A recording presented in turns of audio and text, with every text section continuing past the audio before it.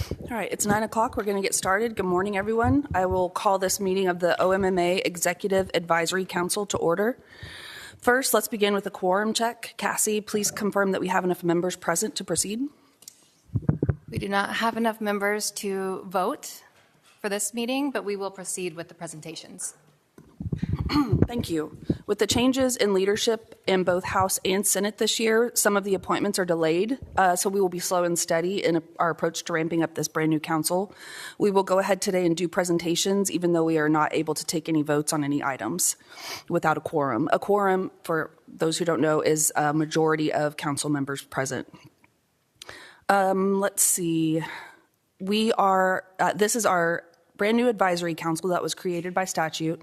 An advisory council is here to advise a state agency, so advise the OMMA on items that the advisory council sees in the industry with patients in the state of Oklahoma. This council does not conduct public business. It is an advisory council for the OMMA. We do have a new council member that I would like to introduce. I'm pleased to welcome Randy Hendricks. He is an appointee of former Speaker McCall, who appointed him before the end of his term. Randy, would you please briefly introduce yourself?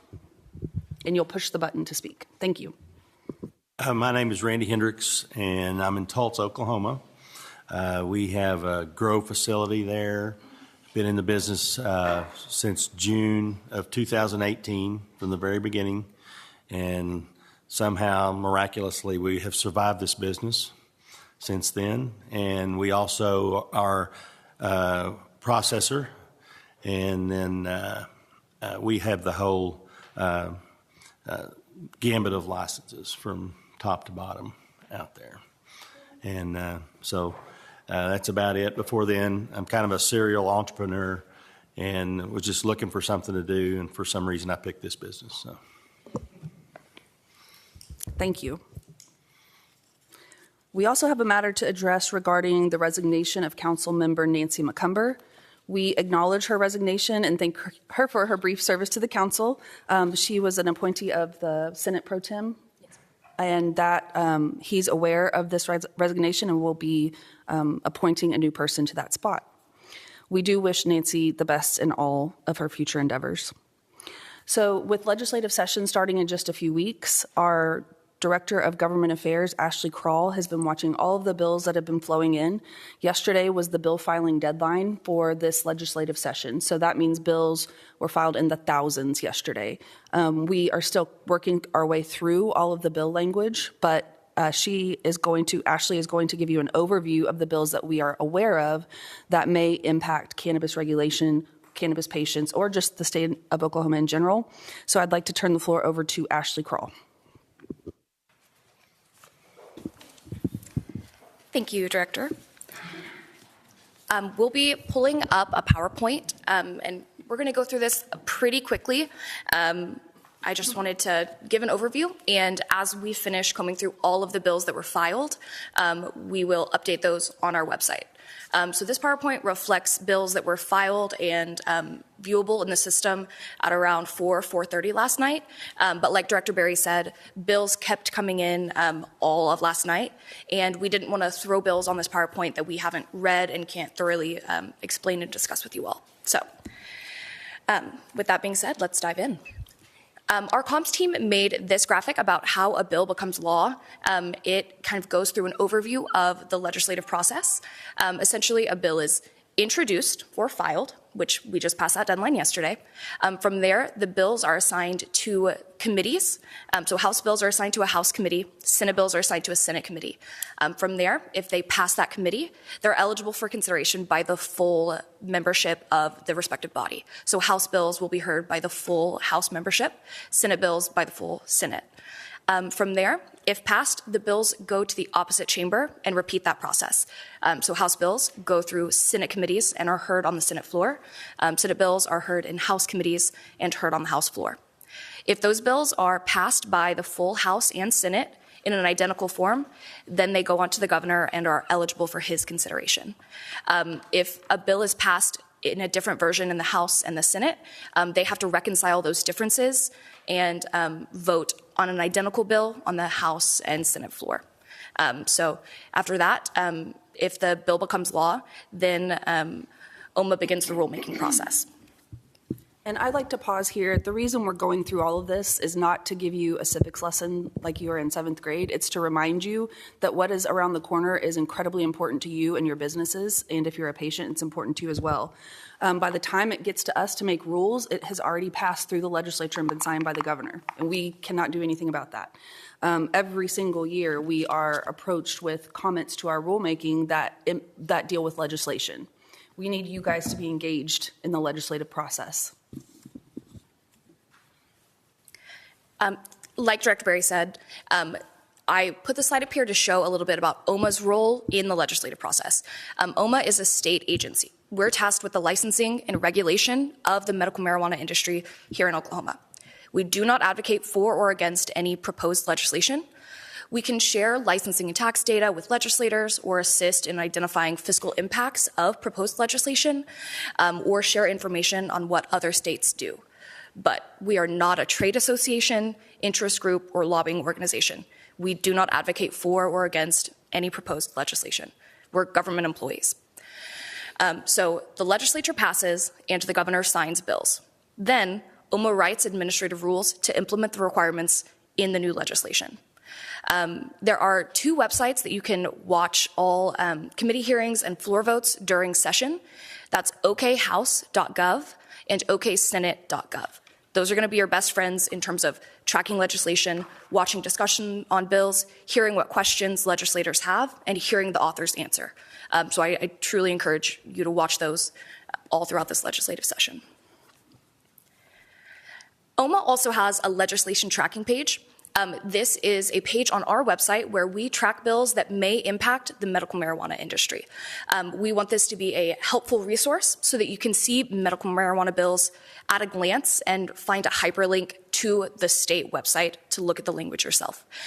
We update this about once a week at the end of the week during session.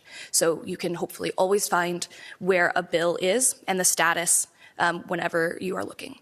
And that is at omma.ok.gov/legislation. So that's also a very good resource during session. So now we're going to jump into some of the bills that have been filed. We're going to go over this in a pretty high level right now, and I encourage you all to view all of these bills, read them in their entirety. So let's just kind of dive in. And to remind you guys what the slide 2 previously said, these are not our bills. We do not advocate for or against legislation. These are bills filed by elected officials in the House and Senate. So House Bill 1163 by Representative Gann, this amends Section 420 of Title 63 and clarifies that individuals who possess up to 1.5 ounces of flour, who can state a medical condition at the time of a traffic stop and upon issuance of a written citation or arrest, but are not in possession of a patient license, shall have a misdemeanor offense punishable by up to a fine of $400. I think the biggest part is the first sentence. Yes, and it decreases the weight amount of marijuana needed for an aggravated traffic offense from 1,000 to 100 pounds. House Bill 1714 by Representative Bennett prohibits employer discrimination in the initial hiring for employment if that discrimination is based upon a person's use of medical marijuana or cannabis off the job and away from the workplace. House Bill 1750 by Representative Moore prohibits the intentional marijuana use by pregnant women with a medical marijuana license. And this doesn't include some shell bills that the House has filed. House shell bills are a bill introduced with no substantive language or effect, but it can later be used as a vehicle to add language or policy proposal. And we're still kind of combing through how many House shell bills have been filed, so we did not include them on the PowerPoint this morning. So Senate Bill 23 by Senator Stanley prohibits the smoking of tobacco, marijuana, and the use of a vapor product in a motor vehicle while in the presence of a minor. Senate Bill 39 by Senator Daniels prohibits the carry and use of firearms while under the influence of medical marijuana, and clarifies the Self-Defense Act to allow individuals that are legally licensed to use medical marijuana to qualify for a handgun license. Senate Bill 191 by Senator Devers prohibits medical marijuana businesses from engaging in specific advertising, suggesting that ingesting medical marijuana is a safer alternative or harmless, and places some restrictions on advertising outside of a dispensary, and then prohibits certain discounts or coupons for the purchasing of medical marijuana. Senate Bill 205 by Senator Jett authorizes the OMMA to issue research licenses to facilitate the collection and analysis of patient data and patient outcomes. Senate Bill 320 by Senator Burns places a weekly limit on medical marijuana purchases by licensed medical marijuana patients to 2.5 ounces per week. Senate Bill 332 by Senator Coleman. This modifies the annual medical marijuana dispensary license fee. Instead of 10% of the annual combined sales tax and excise tax of the previous 12 months to a flat $4,500 per year. Senate Bill 498 by Senator Boren requires all medical marijuana licensure revocation proceedings to be conducted in accordance with the Oklahoma Pleading Code. Senate Bill 518 by Senator Alvord adds additional warning labels regarding unlawful driving while under the influence of medical marijuana.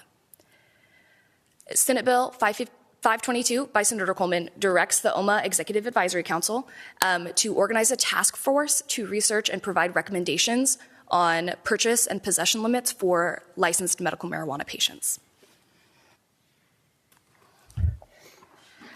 The Senate Bill 534 by Senator Weingard permits medical marijuana transportation licensees to transport medical marijuana from a dispensary or retailer to patients. Senate Bill 634 by Senator Paxton expands the membership of the Impaired Driving Prevention Advisory Committee to include the OMMA Executive Director, as well as other agency directors from the Department of Transportation, the Commissioner of Health, and the State Board of Pharmacy. Senate Bill 640 by Senator Paxton increases the distance between medical marijuana dispensaries and schools from the existing 1,000 feet to 3,000 feet. Senate Bill 643 by Senator Paxton prohibits medical marijuana business ownership by non-residents of the state. Senate Bill 697 by Senator Coleman allows commercial transporters to use warehouse locations to temporarily store medical marijuana products, medical marijuana flower, provided all temporary storage is documented, tracked, and traceable in the seed-to-sale system. Senate Bill 774 by Senator Coleman.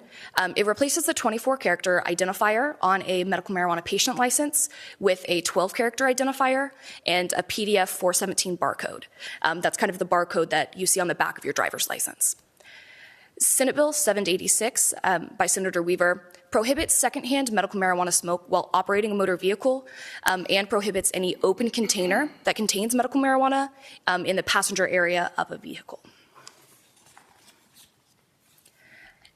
Senate Bill 1039 by Senator Alvord directs OMMA to deny any application that has been resubmitted more than once for a material deficiency or recurring clerical error that has not been cured on consecutive resubmissions.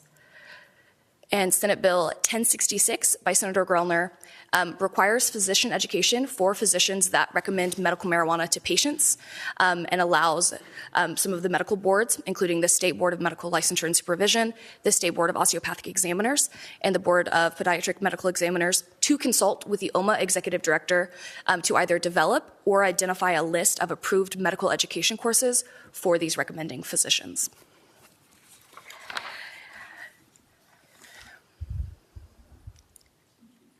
And so that's kind of a quick overview of all of the bills, but while I have you guys here, I wanted to provide a brief update on our proposed permanent rules. The public comment period for our proposed permanent rules ran from November 15th to December 17th. And we held a public comment hearing here at the Capitol at 9 a.m. on December 17th. And that meeting was live streamed and recorded. You can view that recording on our website if you're interested in those comments. We received 283 comments on the proposed rule changes. About 70% of those comments were about pre-packaging requirements, where 16% addressed updated testing requirements.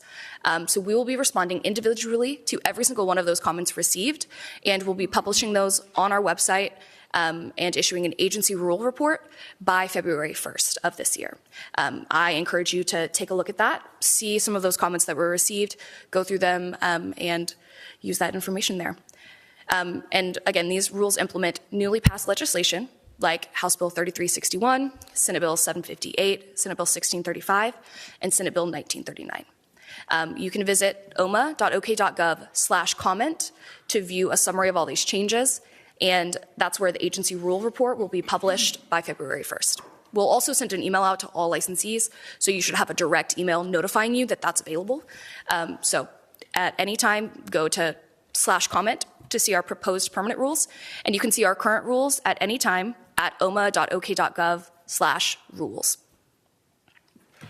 Thank you, Ashley. Thank you so much. Are there questions or discussion points from council members regarding legislative session or anything that Ashley has discussed? No. All right, thank you. Our next agenda item is an overview of the OMMA legislative budget request. We will present our budget to the House and Senate in open meetings over the next 2 weeks. Brian Walters is our Chief Financial Officer, and I'm going to turn the floor over to him. Brian, please proceed.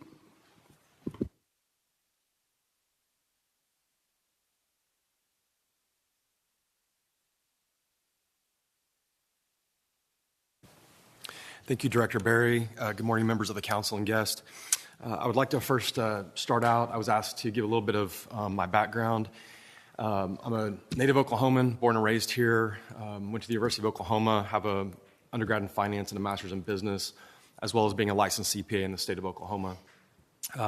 Before coming to OMMA in August of 23, I had many stints in different industries in either junior or executive level positions in the finance and accounting area.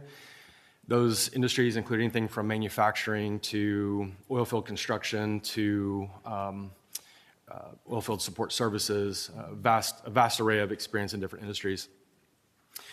Immediately before coming to OMMA, I have my own accounting firm that I provided accounting and consulting services to the cannabis industry, and suspended those services whenever I joined OMMA in August of 2023. The first thing I'd like to talk about is a little bit about the budgeting process. You heard a little bit from Ms. Kroll about kind of the legislative process, and while I won't go into a lot of depth in the budgeting process, I think there's a few dates that are super important for everybody to understand. So we run on a fiscal year, so July 1st of one year to June 30th of the following year will be our fiscal year. That's the year of budget, that's the year of allocated funds, et cetera. So when we may speak about fiscal year 25 or fiscal year 24, that's what we're referring to is a July to a June date.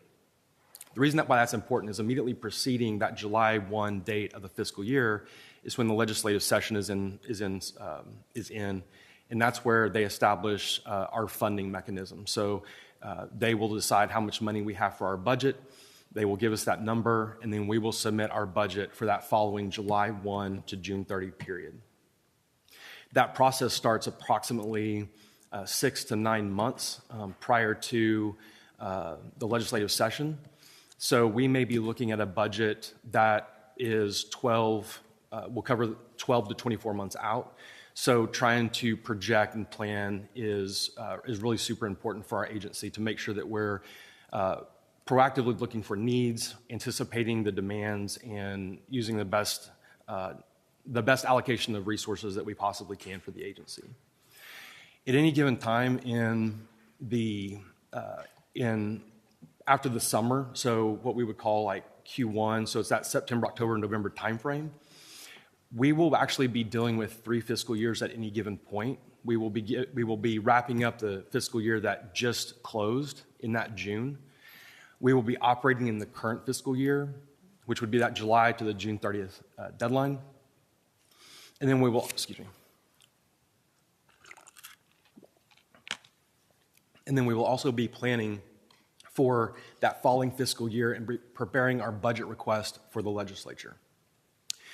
With that summary, I would like to point out that in fiscal year of 24 was the first year that the agency was appropriated. And what that means is basically any tax revenue or funds that are coming in is decoupled from our budget. And the legislature basically sets a specific number that we can spend regardless of how much revenue may come in. In FY24, fiscal year 24, our first year, it was $37 million. This year that we're operating in now, which is fiscal year of 25, that number is $41.9 million. And our budget request for the fiscal year 26, which we are going into legislative session now and asking for, is actually flat or a little bit less at $41.7 million. The preceding year, we funded the QA lab. This year, the thing that we are funding is a new licensing system. The new licensing system will provide a much better end-user experience, both for the agency as well as for the licensees. There will be additional features to that system that everybody has asked about. And so we're really excited about being able to provide that level of service, and it really takes it to the next level to be able to try to answer a lot of the questions and a lot of the challenges that we've been facing over the last few years.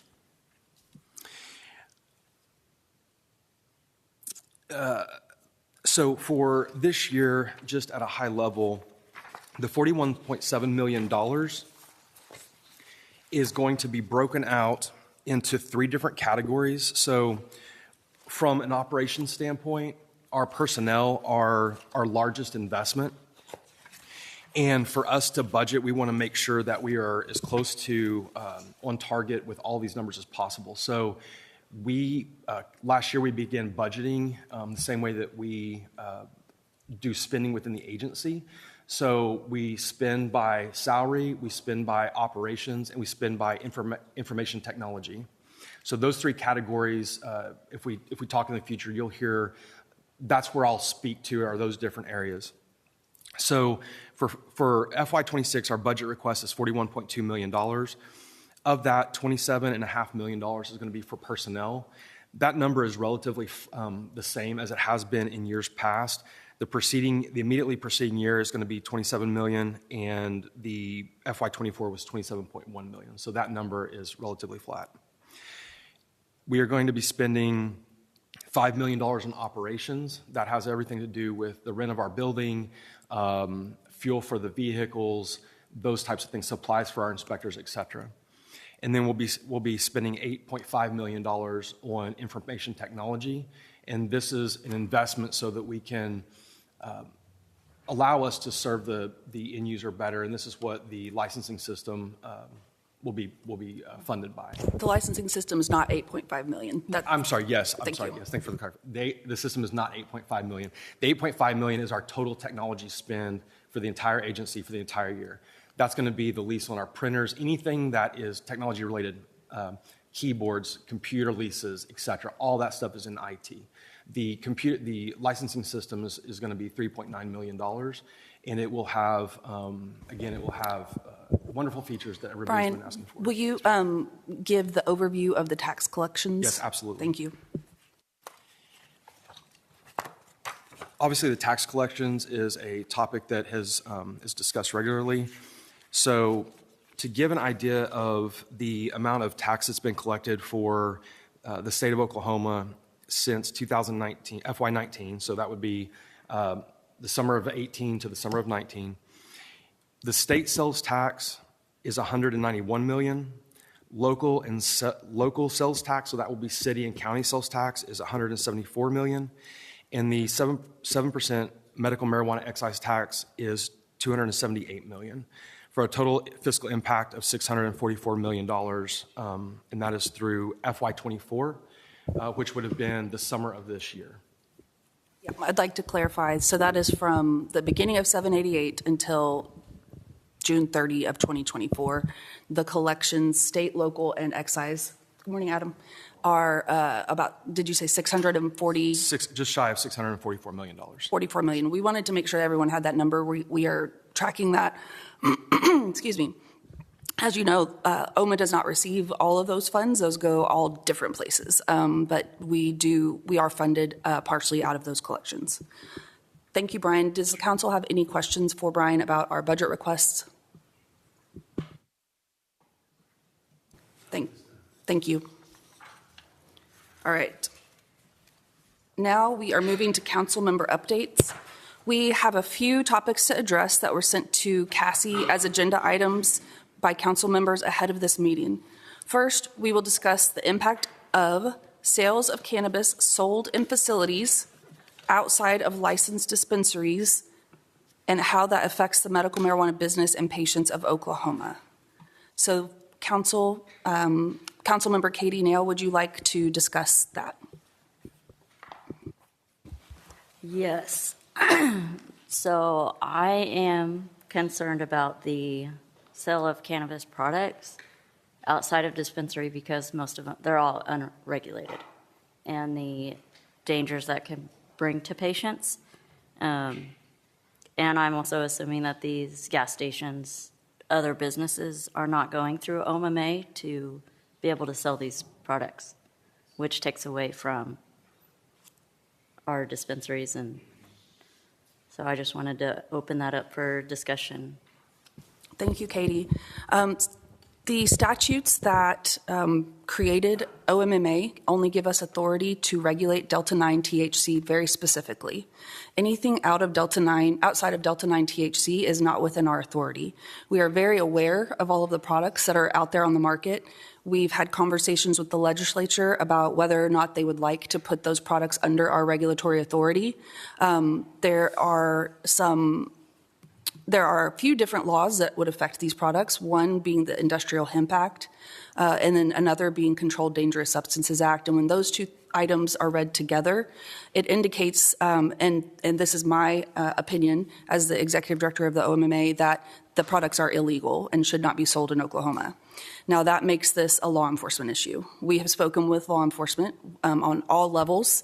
We've spoken with the legislature trying to ring the bell on this issue, and we definitely need support outside of our own voices that these products should be regulated, if not banned, which we know other states have banned. Some states have regulated. It's a patchwork of across the United States.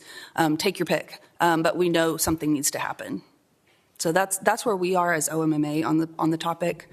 If you'd have any advice or like for us to go a certain route, please let us know, council members. Just to let you know, kind of a person on the front line, all these Delta-8 products, we're estimating internally in projections, it's going to cost us 25% of our revenue in a dispensary level just this year alone, and it's growing. So I think some way, somehow, an attention has got to be brought to this and regulated in some form or fashion, whether it continues to be a product that's sold. I don't really care as long as it's regulated and under some type of control besides just the wild, wild west that's going out there. But it's a significant number that in a really a struggling industry dispensary-wise in the state of Oklahoma. So we need to do something about it. We'll make sure that the legislature is aware that our council member has said that. See, the next item given to us as an agenda item is access to or restriction of the purchase of medical cannabis in Oklahoma. And Katie, would you like to discuss that? Yes. Now, correct me if I'm wrong, but the current law, whenever it says a single purchase on the 3 ounces, that's not by week, correct? Right. Okay, and so the new one is 2.5 ounces per week, which from a patient standpoint, a lot of patients, especially your very high risk, cancer, advanced conditions, there's a lot of need for RSO, which is, expensive in a dispensary, but a lot of patients can make them themselves. But you need definitely more than 2.5 ounces per week for that patient to get the amount of medication that they need. And seeing it personally on multiple patients, hospice patients, using these products at the end of life for better passing for the patient and the family, they were limiting very much their amount of prescribed pain medicine. So that's essentially limiting a lot of our very, very sick patients and the ability to medicate in the way that is required for their treatment. Well, again, how much more onus can we put on and the limitations that we can do at the dispensary level out there? I get what their thought process was behind this, but I don't agree with it at all either. I think the rules and regs that we have today will work as long as they're enforced and done in a proper manner out there. So I don't agree with it either.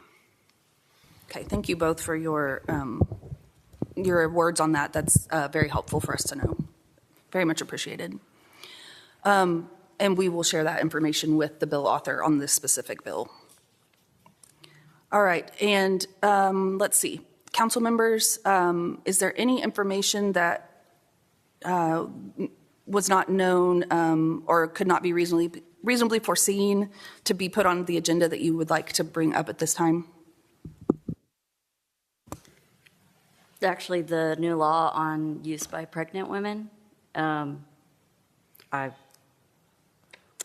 there is actually very good benefit for pregnant women, and I'm more than happy to get the research for that. But it can be life-saving for those women who have uncontrolled vomiting. The baby, it helps develop the baby's endocannabinoid system, so there's real true medical use behind it. There could be limitations, I suppose, but it's not up to us to determine what is appropriate treatment for patient. Okay, thank you, Council Member. Would you be willing to go speak with the bill author on that if we could help organize that? Absolutely. Okay, great. Thank you. I have one thing about that, and it was a good presentation, Ashley, on all this. I know it's getting thrown at you at the midnight hour last night, but I'd like for you to let everybody know, because this is vitally important to our industry, of what is the timeline. You went through the process of what it takes, but can you kind of get, and I know it can vary a little bit, but what is the timeline? Because it is critical that we get after this right now in this industry and talk to our legislators, our senators, everybody that's involved with this list, and that's going to grow massively. It does. We fight this every year, so I get it. But could you tell everybody kind of the timeline that we're under here, where we need to work on some of this legislative stuff? Yeah, I'll kind of take the high level on that. But if you look at legislative session, it's 16 weeks, and it's split out in kind of 4-week increments. Those first 4 weeks and the second 4 weeks are the most vital times, because if a bill gets through committee during those first 8 weeks, then it will move on and be heard on the floors. Is that correct? Am I saying that correctly? It's about like 6 weeks and 2, but yeah. Okay, 6 weeks and 2. But the first few weeks of the legislative session, let's say the first half, bills are working through committee. That's when you want to have conversations with your legislators. By the time it gets to the floor, you can still have those conversations. It's just already moved through one step of the process. So catching it early is always going to be beneficial when you're working with the legislature.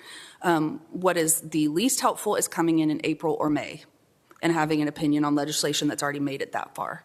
By the time it's made it that far, it's been through a lot of hoops, and it's a little bit more difficult to have changes made. So the first part of the session from February to the end of March, I would say, are the most important times. And I'm going to give it to Ashley to add anything I might have missed. Exactly what Director Berry said.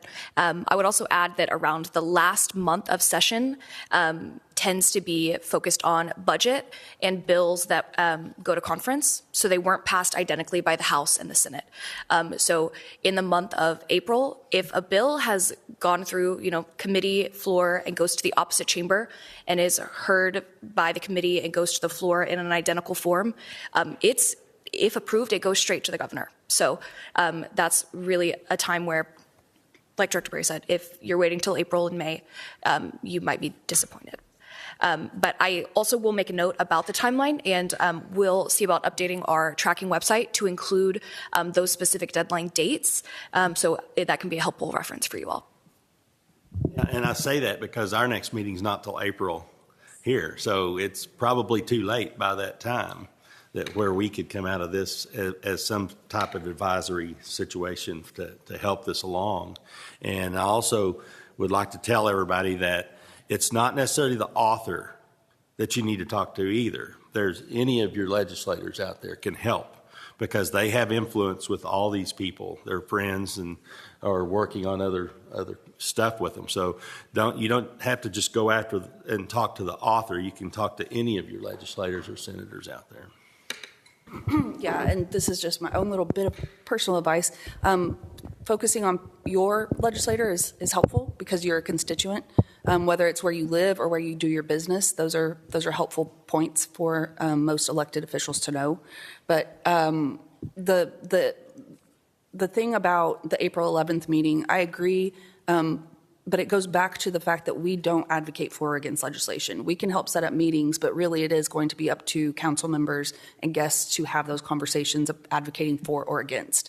This is a very large industry, a very diverse set of patient licensees with lots of different opinions on all of this legislation. So we encourage you all to have those meetings and conversations. Of course, we are happy to be kept in the loop, so we're aware. But as we said very early on, we do not advocate for or against.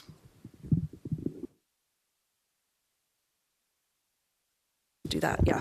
Okay, so let's see. That is it. That completes our agenda. And our next meeting is April 11th at 9 a.m. in this room. And our budget hearings, I don't have the dates in front of me, but we are presenting to the Senate committee next week, House committee the week after. If you follow the House and Senate websites, you'll be able to find those dates easily. And those are always live streamed. Everything we do in these rooms is a public record. You can always find the video. You can always come back and watch it at any time. And this meeting is adjourned.